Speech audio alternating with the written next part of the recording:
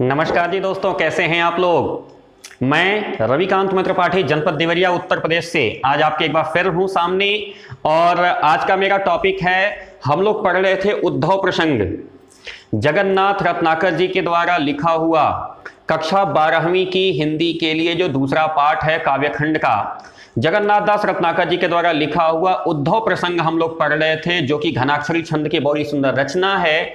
इसका प्रथम भाग का वीडियो हम लोग बना लिए थे, द्वितीय भाग के वीडियो में आज हम लोग यहां उपस्थित हैं। पहले भाग में हम लोगों ने छंद क्रमांक 1 से लेकर के 6वें तक की व्याख्या की थी। आज हम लोग 7वें छंद से लेकर के 11वें तक की व्याख्या करेंगे। जी हाँ मित्रों, कहानी की भूमिका हमें अच्छी तरीके से पता है। श्री कृष्ण जो है गोपियों को समझाने के लिए अपने मित्र उद्धव को भेजे हैं। उद्धव को इस बात का घमंड था कि मैं सबसे बड़ा ज्ञानी हूं धरती पे, मुझे मोह समाप्त हो गया है, मेरे अंदर मोह नहीं रह गया है। इस घमंड को लेकर के वो कृष्ण के पास पहुंचे थे। कृष्ण ने उनको गोपियों के पास पहुंचा दिया और गोपियों ने अपने प्रेम की सीमा दिखा करके उद्धव को निरुत्तर कर दिया और उद्धव को इस बात का आभास करा दिया कि धरती पे सबसे बड़ी अगर कोई चीज है तो वह प्रेम है, न कि ज्ञान। महादेवी वर्मा जी की एक लाइन जो मैं बार बार कोट करता रहता हूं, है कौन सा वह तत्व जो सारे भुवन में व्याप्त है कौन सा वह तत्व जो सारे भुवन में व्याप्त है, ब्रह्मांड भी पूरा नहीं जिसके लिए पर्याप्त है। वह प्रेम है, वह प्रेम है, वह प्रेम है, वह प्रेम है। तो मित्रों, प्रेम की परिभाषा बड़ी कठिन है। उसी प्रेम की परिभाषा जब उद्धव के समझ में आ जाती है तो क्या परिणति होती है, आज हम लोग इस भाग में देखने वाले हैं।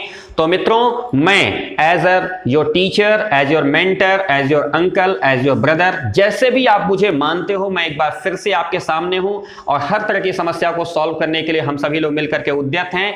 तो आइए चलते हैं सेशन को लेकर के आगे। चैनल को सब्सक्राइब कर लीजिएगा, वीडियो अच्छा लगे लाइक कर लीजिएगा और अपने दोस्तों के साथ शेयर जरूर करिएगा ताकि ज्यादा से ज्यादा लोगों को यह कविता उपलब्ध हो सके। जी हाँ मित्रों, आइए शुरू करते हैं सीधे। एक बार पुनः रविकांत मित्र पाठी जी का अभिवादन अपने समस्त सम्मानित शिक्षक बंधुओं के लिए, अभिभावक बंधुओं के लिए, प्रधानाचार्य बंधुओं के लिए, बहुत सारा प्यार, बहुत सारा आशीर्वाद अपने बच्चों के लिए। शुरू करते हैं घनाक्षरी छंद की रचना। 7वां छंद है उद्धव प्रसंग का, जगन्नाथ दास जी रत्नाकर के द्वारा लिखा हुआ कक्षा 12वीं साहित्यिक हिंदी के लिए काव्यखंड से दूसरा पाठ। उधयः सुधो सो संदेश कहि दीजो एक, जानती अनेक न विवेक ब्रज बारी है। कहे रत्नाकर असीम रावरी तो क्षमा, क्षमता कहाँ लो अपराध की हमारी है।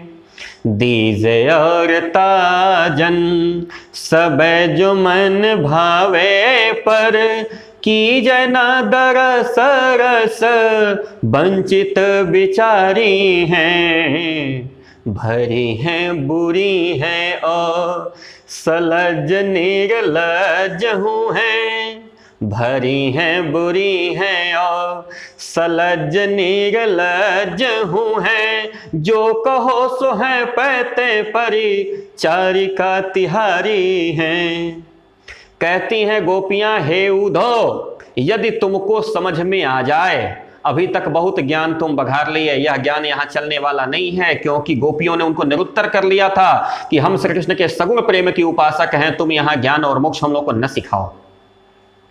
कहा गोपियों ने कि हे उद्धव, यदि सुध है, यदि तुम्हारे दिमाग में थोड़ी सुधि आ जाए, यदि तुमको हमारी बात समझ में आ जाए, यदि तुमको मेरी बात पता हो, तो इस बात को अपने जीवन में नोट कर लेना कि हम ब्रजबालाओं को कोई चीज तुम्हारी समझ में नहीं आ रही। जितना तुम ज्ञान हमको सिखा रहे हो, एक भी ज्ञान हमारे किसी काम का नहीं है। जो कुछ तुमको लगता हो कि तुम ये सिखा दोगे, ये सिखा दोगे, हम ब्रजबालाओं को ये चीज समझ में आने वाली नहीं है। कहते हैं रत्नाकर जी, शब्द आया ना, कहे रत्नाकर, रत्नाकर जी कहते हैं असीम रावरी तो क्षमा। रावरी शब्द आया है आपके लिए, मतलब आपकी क्षमा तो असीम है। हे, कारण क्या है ना कि गोपियां जानती हैं कि कृष्ण कौन है, परम ब्रह्म परमेश्वर है। कहा हे परम ब्रह्म परमेश्वर, आपकी क्षमा की क्षमता तो असीम है, लेकिन हमारी गलती करने की क्षमता जो है ये पता नहीं कहां तक गई। यानी हम अपनी क्षमता कहां तक करें कि कहां तक हम अपराध कर सकते हैं। कहते हैं ना, क्षमा बड़न को चाहिए छोटन को उत्पात। यही बात गोपियां समझा रही है कि हमारी अपराध की क्षमता नहीं है और आपके क्षमा की क्षमता नहीं है, यानी हम कितना भी अपराध करें आप उसको क्षमा करने में सक्षम हैं। हे कृष्ण, जो गलती हम कर रहे हैं इस गलती को क्षमा करिएगा। कह रहे हैं दीजिए और ताजन समय जो मन भावे, जितनी आपको ताड़ना देने का मन करे, ताजन शब्द आया है ताड़ना के लिए, जितना आप कष्ट हमको देना चाहते हैं दीजिए, जितना हमको किसी भी तरीके से आप पनिशमेंट देना चाहते हैं दीजिए, हमें कोई दिक्कत नहीं है, लेकिन बस एक चीज ध्यान रखिए कि अपने दर्शन से हमको वंचित मत करिए। हे उद्धव, तुमको यह बात समझ में आ रही हो तो यह संदेश जाकर कृष्ण को समझा देना कि हे कृष्ण, आपके क्षमा की क्षमता नहीं है, हमारे अपराध की सीमा नहीं है, हम अपराध तो करते ही रहेंगे लेकिन आप क्षमा करते रहिएगा। और हे कृष्ण, जितनी आपसे लगता है कि हमको दंड दे सकते हैं, हर तरह का दंड, हर तरह की ताड़ना हमको स्वीकार है, लेकिन हमको अपने दर्शन के रस से यानी दर्शन के आनंद से वंचित मत करिए। हे कृष्ण, हमको दर्शन रस से वंचित मत करिए। क्यों मत करिए? आगे कहती हैं गोपियां कि चाहे हम अच्छे हों चाहे वो बुरे हों, चाहे हम लज्जाशील हों चाहे हम लज्जाहीन हों। गोपियों के बारे में कथन है ना कि जब कृष्ण की बांसुरी बजती थी तो गोपियों को ध्यान नहीं रहता था कि हमारा वस्त्र कैसा है, हमारे कपड़े लत्ते कैसे, हम नहाए हैं नहीं नहाए हैं, हमने श्रृंगार किया है कि नहीं किया है, दौड़ पड़ते थे। रसखान जी कहते हैं कि वह बांसुरी की धुन कान पड़े कुलकान ही ओ तज भाजती है। जैसे ही बांसुरी की धुन कान में पड़ती थी ना, जो परिवार की मर्यादा थी वो हृदय छोड़ के भाग जाती थी, यानी गोपियां जो जैसी स्थिति में दौड़ पड़ती थी। कहा गोपियों ने कि चाहे हम अच्छे हों चाहे वो बुरे हों, चाहे हम लज्जावान हों चाहे वो हम लज्जाहीन हों, किसी भी तरह के हैं, लेकिन हैं तो तुम्हारी परिचारिका ही, तुम्हारी सेविका हैं हम, परिचारिका सेविकाएं, हम तुम्हारी सेविकाएं हैं। जो तुमको लगता हो ठीक है, लेकिन हम तुम्हारी सेविका हैं, यह सोच करके हमारे अपराध को क्षमा कर देना, हमसे जो गलती हुई उस गलती को क्षमा कर देना, लेकिन अपना दर्शन हमको जरूर दे दो, ये उद्धव को ना भेजो। शायद समझ में आया होगा। चलिए चलते हैं नेक्स्ट अगले स्टेंजा पे।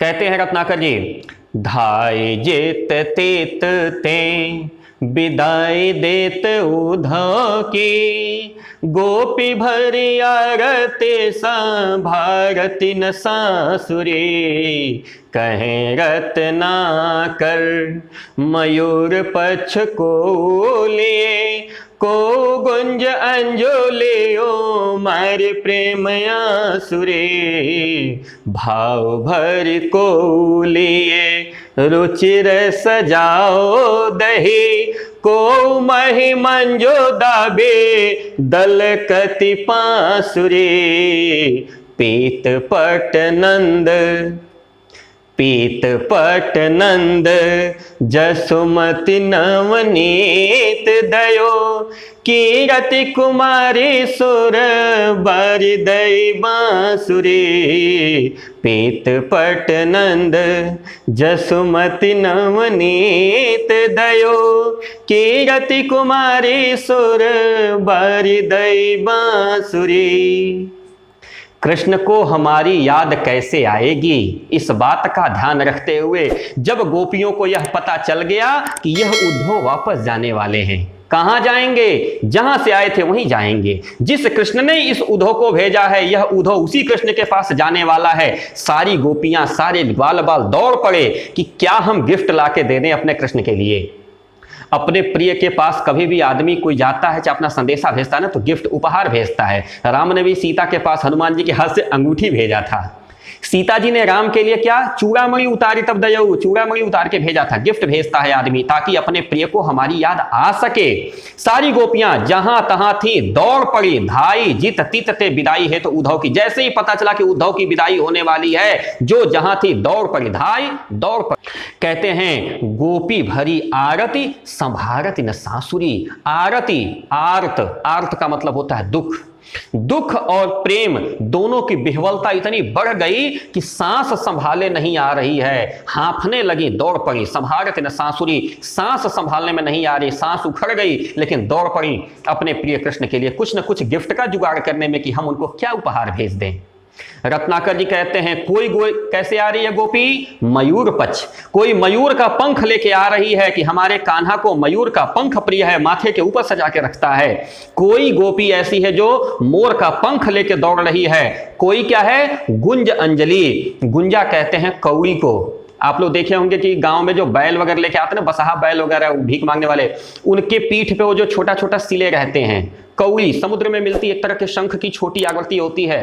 कोई गुंज अंजलि, कोई ऐसी गोपी है जो गुंज अंजलि में भर करके, यानी कौड़ियां अंजलि में भर करके प्रेम के आंसू को उमड़ाते हुए दौड़ पड़ी है। क्यों? क्योंकि गुंज की माला पहनते हैं कृष्ण। ठीक है, तो कह रही है कृष्ण के माला के लिए कौड़ियों की व्यवस्था करके प्रेम के आंसुओं को उमड़ाते हुए, प्रेम के आंसुओं को बहाते हुए कोई गोपी जो है अंजुलि में गुंजा लेकर के, यानी कौड़ी लेकर के दौड़ पड़ती है। कोई गोपी अत्यंत भाव से भर करके, मतलब हृदय में प्रेम और आनंद के अतिरेक के साथ रुचिर पसंद आने वाली सजाओ दही लेके पहुंचती है कि हमारे कान्हा को सजाओ दही प्रिय है। सजाओ दही मतलब एकदम स्थिर दही, जो हिली डुली ना हो, एकदम ठोस दही, सजाओ दही दौड़ करके लेके आती है कि उधो यह सजाओ दही ले जाके मेरे कान्हा को दे देना। अब कोई गोपी क्या लेके आ रही है? मही। कैसा मही? मंजू, मुलायम, मीठा, सुंदर। मही का मतलब होता है मट्ठा, यानी दही को जब मथा जाता है घी निकालने के लिए, तो जो मट्ठा निकलता है वह मट्ठा कहां? पांसुरी बगल में दलकती हिलाते हुए, झकझोरते हुए दौड़ पड़ी है। अब मट्ठा तो हिला होता है ना, पानी जैसा होता है। अब किसी बर्तन में रहेगा तो क्या होगा? हलकता है। उसी को कह रहे दलकत, माने हिलते डुलते, वो बगल में दबा करके, पांसुरी बगल में दबा करके दौड़ पड़ी है कि यह जो मीठा मट्ठा है ना, यह कृष्ण को दे देना। अब ध्यान दीजिए, माता और पिता। पिता क्या देते हैं? नंद बाबा पीत पट वस्त्र देते हैं, कृष्ण को पहनने के लिए पीतांबर देते हैं। नंद बाबा भी पीछे नहीं है गोपियों ग्वाल बालों से। ध्यान दीजिए, प्रेम का अतिरेक कहां है? नंद बाबा अपने प्यारे कन्हैया के लिए पीतांबर लेके आते हैं, पीठ पट नंद, पीला वस्त्र देते हैं नंद। और जसोमती मैया क्या देती है? नवनीत, मक्खन लेके आती है। नवनीत कहते हैं मक्खन को। पीत पट नंद और जसोमती मैया क्या देती हैं? मक्खन देती हैं। हमारे कान्हा को मक्खन प्रिय है, मक्खन लेके आती हैं।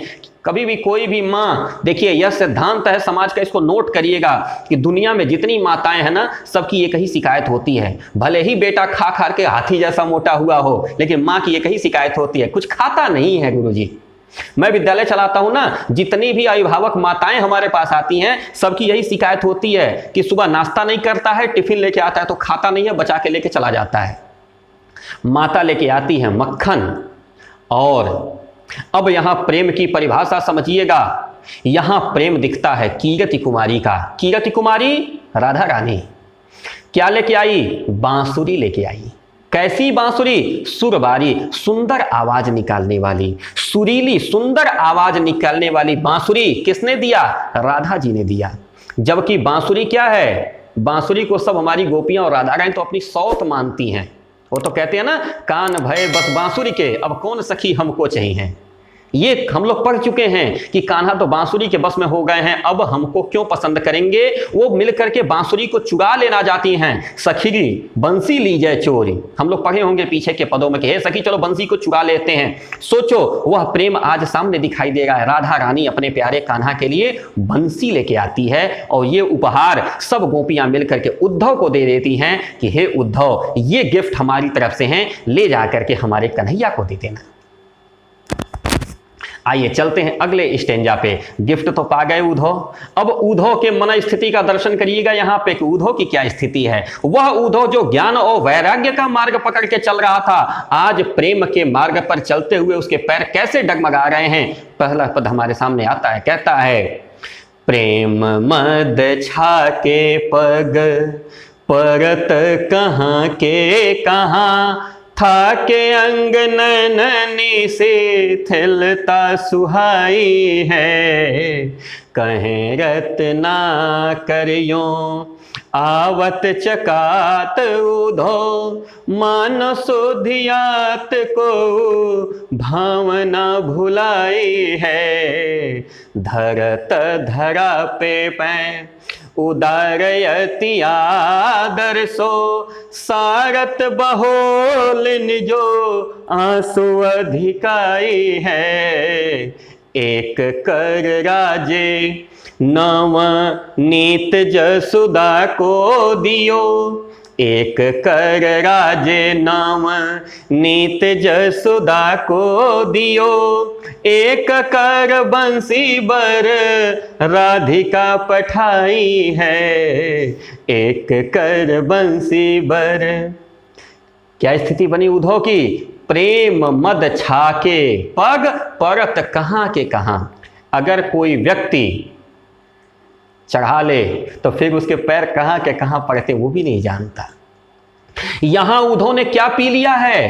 प्रेम पी लिया है, छाके चढ़ा लिया है। कैसा? मद, मतवाला हो गया है। प्रेम रूपी मदिरा को पी करके उद्धव मतवाला हो गया है। उसका पैर कहाँ का कहाँ पड़ता है उसको भी नहीं पता।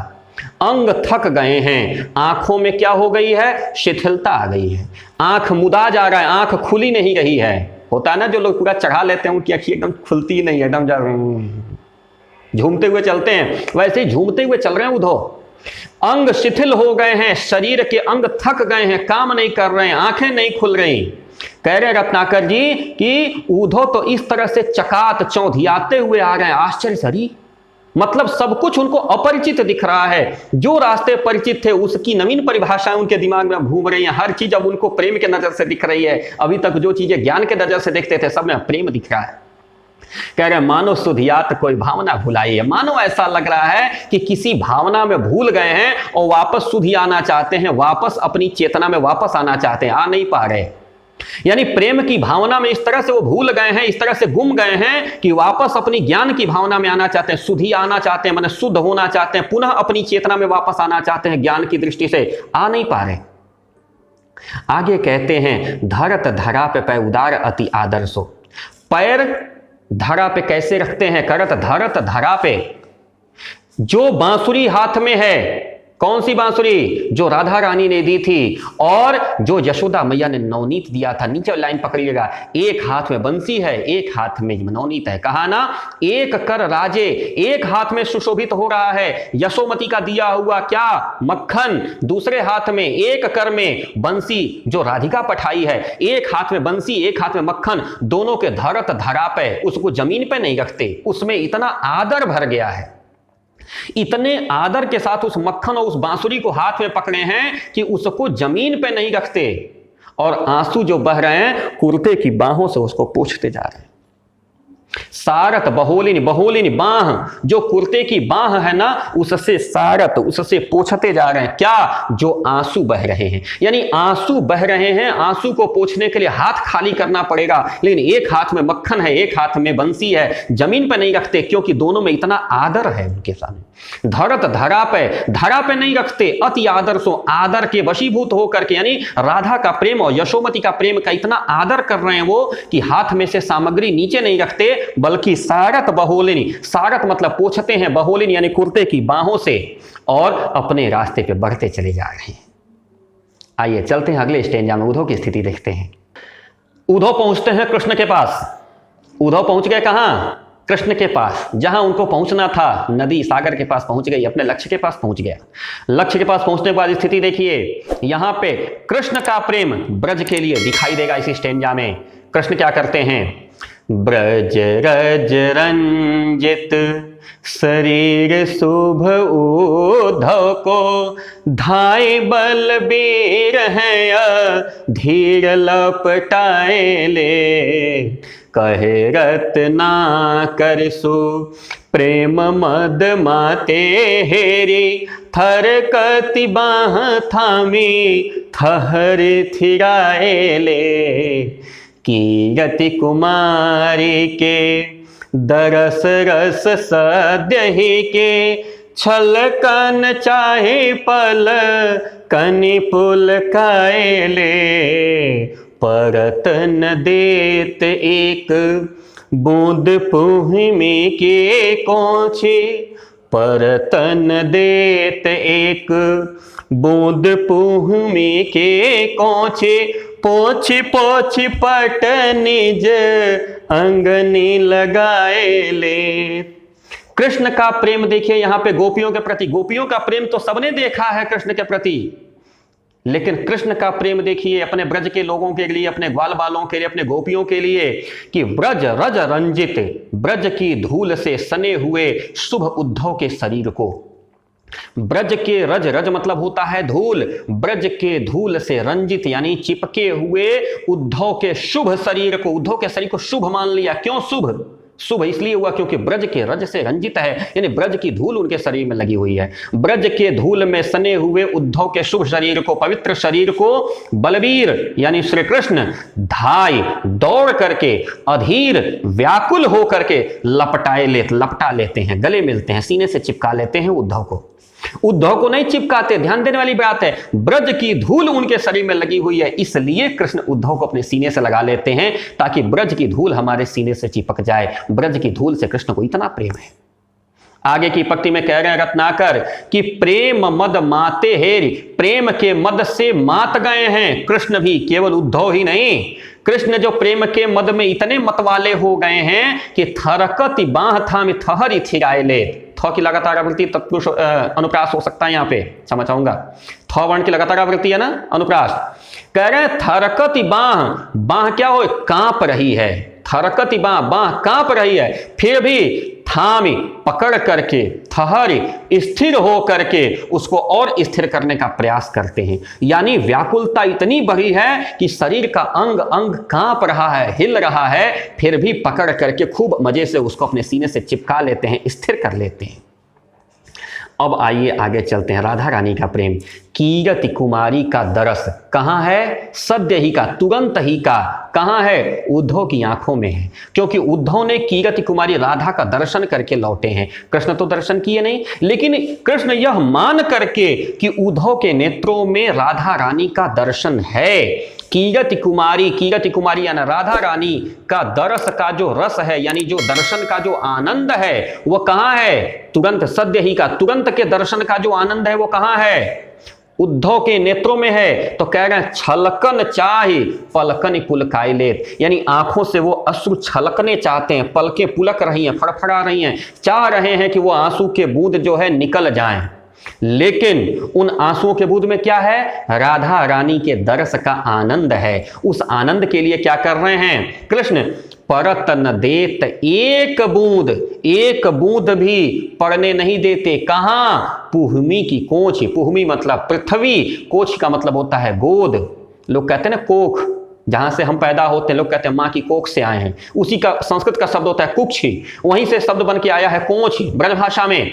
कहा उन्होंने कि धरती की गोद में एक बूंद भी वो आंसू पड़ने नहीं देते। करते क्या हैं?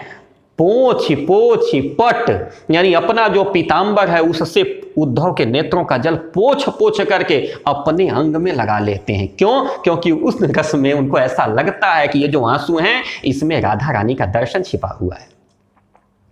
और अंतिम स्टेंजा इस पाठ का हमारे सामने रख रहे हैं। उद्धव अब यहां बोलते हैं। अभी तक तो मिलन हुआ था, न उद्धव ने कुछ बोला था, न कृष्ण ने कुछ पूछा था, लेकिन कृष्ण के बिना पूछे उद्धव के मन का अहंकार खत्म हो गया है, उद्धव के मन में प्रेम उत्पन्न हुआ है। उस प्रेम को कृष्ण को समझाते हुए उद्धव कहता है वहां पे, छावते कुटीर कहूं रम्य जमुना के तीर, गौन रौन रेती सो कदापि करते नहीं, कहे रत्नाकर बिहाई प्रेम गाथा गुड़, श्रवण रसना में और रस भरते नहीं, गोपी ग्वाल बालन के उमड़त आंसू देखे, लेख प्रलयागत हूँ न को डरते नहीं, हो तो चित चाब जो न रावरे चितावन को, हो तो चित चाब जो न रावरे चितावन को, त्रज ब्रज गावते पांव धरते नहीं, हो तो चित चाब जो न। कहा उद्धव ने कि मैं तो वहीं रम्य यमुना के तीर पर, यानी यमुना का जो रमणीय तीर था ना, यानी यमुना का जो रमणीय किनारा था ना, वहीं पे मैं कुटिया बना के बस जाता। मैं वहां से यहां के लिए गमन करता ही नहीं। गौन गमन, रौन रेती, रमण रेती, ब्रज भाषा, रमण रेती है ब्रज में, गोकुल में। कहा रौन रेती का मतलब रमण रेती, वहां से मैं यहां के लिए कभी गमन करता ही नहीं। रमण रेती ब्रज में एक स्थान है, जो लोग भी गोकुल या मथुरा या ब्रज जाएंगे उनको मिलता है, वहां पर उसका दर्शन करते हैं लोग, उसकी धूल उठा के माथे पे लगाते हैं। कहा उद्धव ने कि मैं रमण रेती से यहां के लिए गमन कदापि नहीं करता, मैं करता ही नहीं, मैं वहीं ब्रज में ही यमुना के किनारे किसी रमणीय का स्थान पे अपनी कुटिया बना के वहीं बस जाता। रत्नाकर कह रहे हैं कि प्रेम की गाथा ने सब कुछ बिहाई, सब कुछ भुलवा दिया। जितना ज्ञान मेरे मन में भरा था सब ज्ञान बिहाई, छोड़ करके प्रेम की जो गाथा है वह गूढ़, वह मैंने अपने अंदर बसा लिया। और कह रहे हैं ये जो प्रेम की गाथा है, श्रवण और रसना में दूसरा कोई रस में भरता ही नहीं। यानी न तो मैं प्रेम के अलावा कुछ सुनता, न प्रेम के अलावा कुछ कहता। रसना माने जीभ, श्रवण मतलब कान।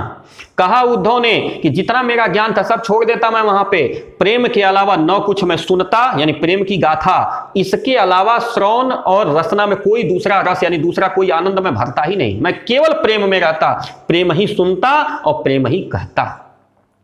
हे कृष्ण सुनो, गोपी ग्वाल बाल के जो आंसू उमड़ रहे थे ना, कृष्ण मैं तुमको बताऊं कि हमारे जो गोपियां और ग्वाल बाल इस तरीके से रो रहे थे कि उनका आंसू मैंने देख लिया है। अब अगर प्रलय भी आ जाए ना तो मुझे डर नहीं लगेगा। यानी प्रलय में क्या पानी आएगा, लोग कहते हैं ना कि प्रलय एक ऐसी व्यवस्था है कि इतना बारिश होगा, इतना बारिश होगा कि पूरी धरती डूब जाएगी।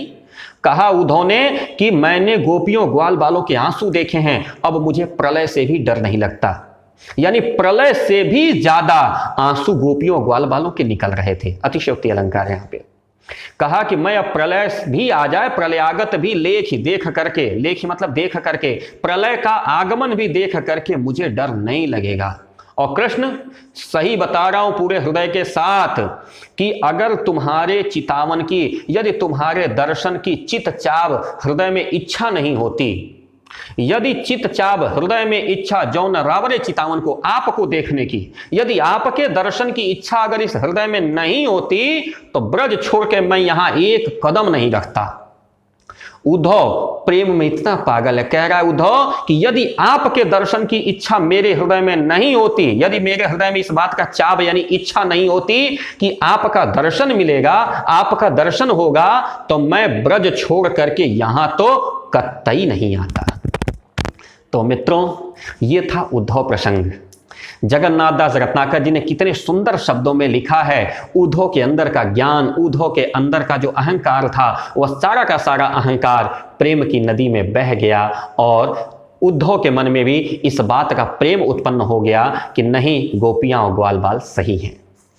तो मित्रों मैं रविकांत मैत्र त्रिपाठी जनपद देवरिया से आपके साथ था। आशा करता हूं कि वीडियो आपको बहुत पसंद आएगा और मैंने जो अपनी बात समझाने की कोशिश की वो बेहतर तरीके से आपके समझ में आई होगी। फिर भी कहीं कोई दिक्कत आती है तो प्लीज आप हमको कमेंट बॉक्स में दीजिए, मैं उसको सॉल्व करने का प्रयास करूंगा।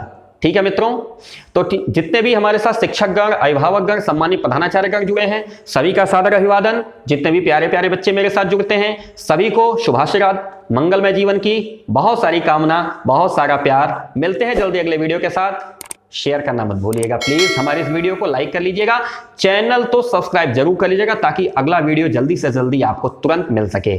ठीक है मित्रों, मिलते हैं जल्दी अगले वीडियो के साथ। नमस्कार, सत श्री अकाल, जय